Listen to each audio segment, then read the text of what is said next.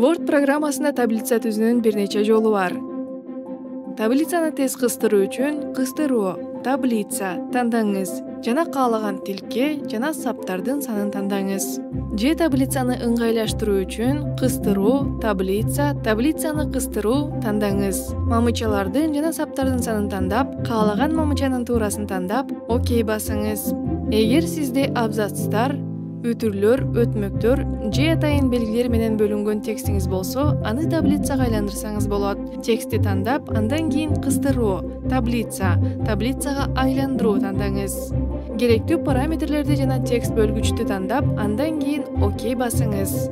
Жада калса таблицаны тартса болот. Кыстыруу, таблица, таблицаны тартуу тандаңыз. Таблицаны тартуу үчүн курсорду сүйрөңүз. Андан кийин тилкелерди жана саптарды каалагандай тартыңыз.